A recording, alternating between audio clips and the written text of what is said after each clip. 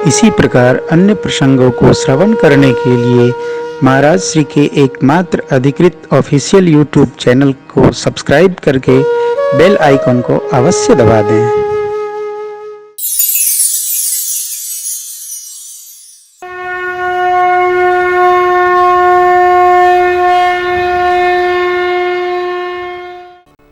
आपके बीच के हमारे रविंद्र बाबू कथावाचक हैं, त्रिभुवन भैया के छोटे भैया आज प्रातःकाल पधारे थे। इन्होंने दो बड़े अच्छे प्रश्न किए। बोले, महाराज श्री, गृहस्थ आश्रम में रहकर ब्रह्म भाव में अवस्थित कैसे हुआ जा सकता है? कहा, बहुत अच्छा, क्या बात है, हुआ जा सकता है। कैसे बताया। दूसरा प्रश्न और अच्छा किए, क्या गृहस्थ में ब्रह्मचर्य का पालन कैसे हो सकता है? मनुस्मृति कहती है, मैंने कहा इसका उत्तर कथा में सुनिएगा। क्या है? मनुस्मृति कहती है, ध्यान से, मनुस्मृति जो हमारे जीवन का प्रधान ग्रंथ है, पहला ग्रंथ सनातन धर्म का संहिता है। गृहस्थ आश्रम में एक पत्नी व्रत के संकल्प के साथ जो ऋतु काल को बचाकर, शौच काल को बचाकर अपनी अर्धांगिनी के साथ सांसारिक सुख में रत होता हुआ ब्रह्मचर्य व्रत का पालन करता है, वो गृहस्थी होते हुए भी ब्रह्मचारी कहलाने का अधिकारी है। मनुस्मृति कहती है। अच्छा, ब्याह न हुआ इसका मतलब नहीं कि ब्रह्मचारी हैं, न जाने मन कहां उड़ रहा है।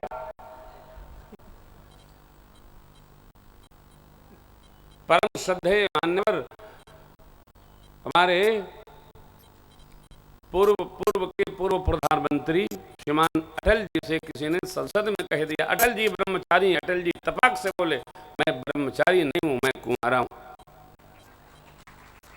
ब्रह्मचारी होता तो यह थोड़ी होता, फिर मैं साधन काल में रहता, मैं साधना करता।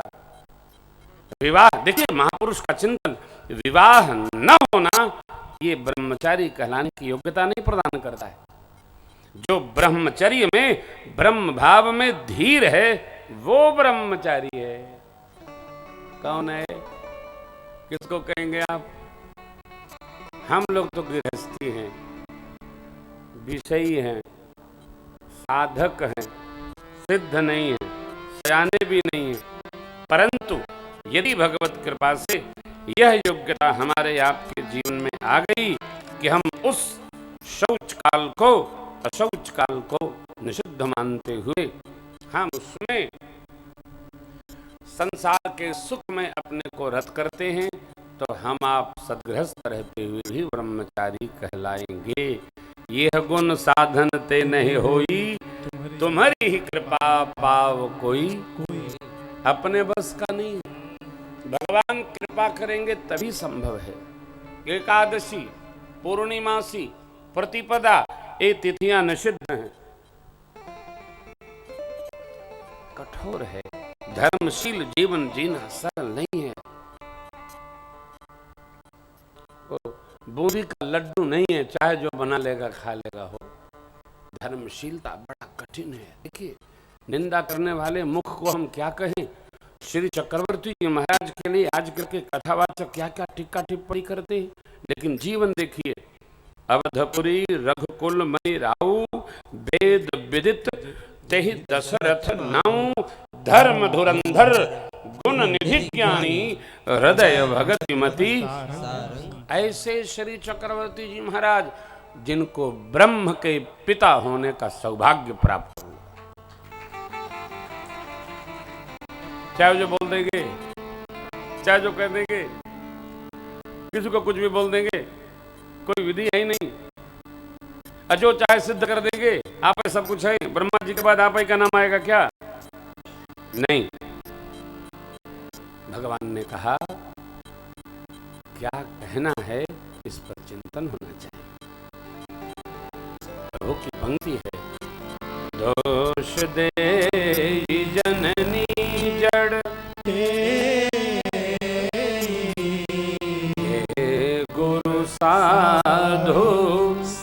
सभा नहीं से। भैया का लाजवंती गार्डन का प्रवचन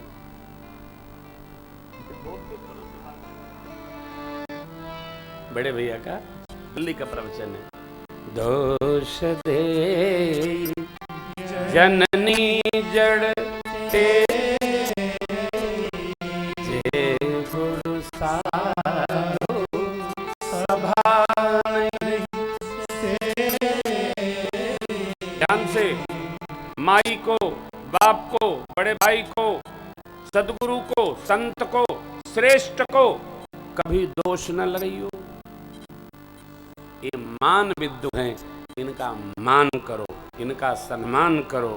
वो भले कुछ कहें, आप न कहो।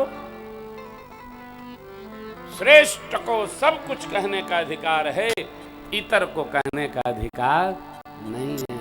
तो क्या कहे महाराज, डंडा खाओ। सुनने का अधिकार हमारा है।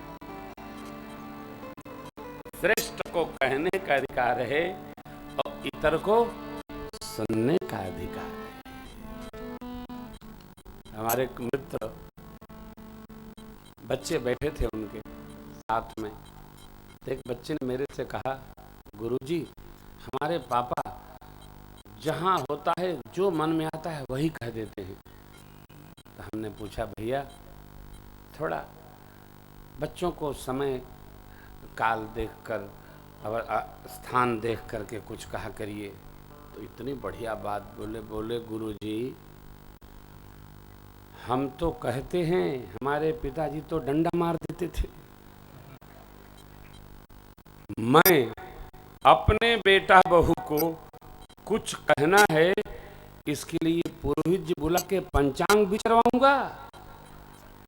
ये मेरे बेटे हैं, मेरी बहुएं हैं, मैं मेरा मन जहां करेगा वहीं कहूंगा, इनको सुनना पड़ेगा। अरे ताली ना बजाओ, बवाल हो जाएगा। सुनना पड़ेगा। क्यों? यही हमारा संस्कार है गुरुजी, हमने इसको जिया है। हमको बुरा अभी लगेगा तो अभी कहेंगे, अब हम उसको पंचांग नहीं बिचरवाएंगे, कम मुहूर्त आएगा तो हम कहेंगे, तब तक भुला गए। तब एक बड़ी अच्छी बात है हम लोगों में, हम लोग अपना अधिकार तो याद रखते हैं लेकिन अपने कर्तव्य का विस्मरण कर गए। ये होना चाहिए, मेरे लिए ये तो होना ही चाहिए। अरे भाई, आपको केवल होने का ठेका मिला है कि कुछ करने का भी मिला है? हम अपने कर्तव्य का ध्यान, हमारा कर्तव्य क्या है, हमको क्या करना है। मैं कथा तो करते रहता हूँ, मुंबई में भी हमारे प्रधान जी प्रतिवर्ष कुछ न कुछ रचना बनाए रहते हैं, कथा होती रहती है। और आपको ये आश्चर्य होगा, ये तो कहाँ कथा हो रही है? मैंने ना आने का संकल्प लिया था नाना सुपारा। जो लोग रहे होंगे कथा में उनको स्मरण होगा। हाथ न भाजो, हम सही कह रहे हैं, गलत नहीं कह रहे हैं। तो हमारे उस पुत्र जब ब्रजेंद्र बाबू आग्रह किए, हमने कहा देखो कराओ चाहे जहां, नाला सुपारा का नाम न लगाना, वरना हम कथा करेंगे नहीं। अच्छा सरकार, नहीं लगाएंगे। आपको जानकर आश्चर्य होगा कि यह हमारी जो स्वर्णांजलि श्री राम कथा, ये तो नाम बाद में आया है, बाबू को कथा दे दी थी मैंने, चूँकि प्रारंभ है 1 साल के लिए। मैं कथाएं बहुत करता हूं और हमारे बड़े लाडले लाडले प्रेसिडेंट भी हैं, सखा भी हैं, हमारे पुत्र लोग भी हैं। पर तो ब्रजेंद्र बाबू ने इस अनुष्ठान को पूरा का पूरा मेरी जिह्वा से नहीं, मेरे मन से सजाया है, इसलिए मैं बहुत बहुत आशीर्वाद देता हूँ।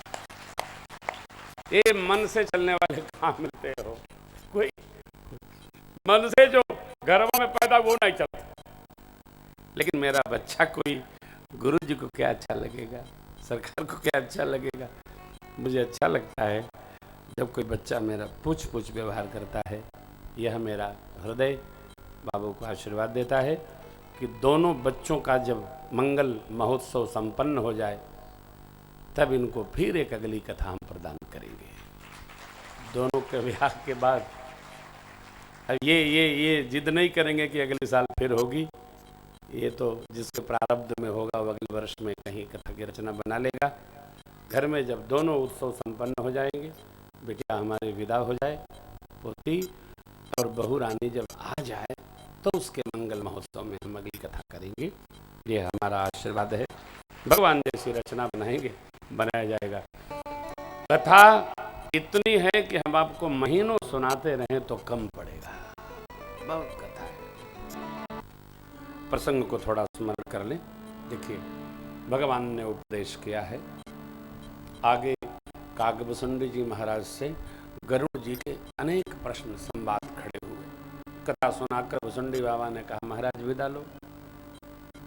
जैसे आप देखते होंगे जब कथा होती है तो कोई श्रीमान जी लोग आते हैं तो मैं पूछता हूँ कितनी देर आप बैठेंगे। क्यों पूछता हूँ?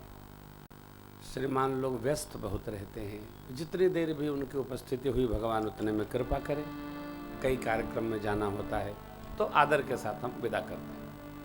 अब हम लोग तो भगवान की कथा के लिए निकले हैं, आप भी कथा के लिए आए हैं, तो आपके बैठना जरूरी भी है और मेरा गाना मजबूरी भी है, क्योंकि हम लोग बैठे ही इस काम के लिए। लेकिन यहाँ देखिए, भुसुंडी जी चाहते हैं कि गरुड़ जी शीघ्र चले जाएं तो हम अपने स्वरूप में आवें, आनंद करें, कथा सुनावें। तो जब उनका प्रश्न समाप्त होता है तो भुसुंडी बाबा कहते हैं, महाराज विदा लो। नहीं, एक प्रश्न और आ गया, एक प्रश्न और आ गया। एक ऐसे ऐसे करते करते करते करते अब पूर्ण हुआ। सारे प्रश्न समाप्त हुए गरुड़ महाराज के। तब भुसुंडी बाबा कहते हैं, हे गरुड़ जी, आपको जहां तक हम जानते हैं वहां तक कथा सुना दिया। इस धरती पर सत्संग ही दुर्लभ है। दंड मात्र, क्षण मात्र, लव मात्र जितना भी मिल जाए उतना सौभाग्य। विचार करिए, हृदय में विचार करिए कि मैं काक पक्षी होकर क्या श्री रघुनाथ जी के भजन करने का अधिकारी हूं? परंतु नहीं, भगवान ने मेरे पर अनुग्रह किया और मुझे भजन का अधिकारी बना दिया। अस्तु 123 उत्तरकांड। आज धन्य मैं धन्य अति यद्यपि सब विधि निज जन जानि राम मोहि संत समागम।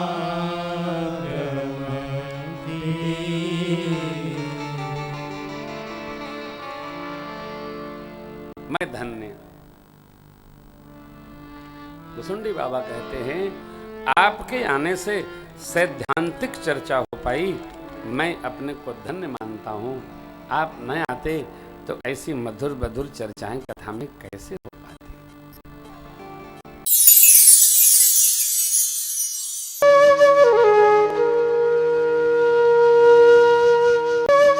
इसी प्रकार अन्य प्रसंगों को श्रवण करने के लिए महाराज श्री के एकमात्र अधिकृत ऑफिशियल यूट्यूब चैनल को सब्सक्राइब करके बेल आइकन को अवश्य दबा दें।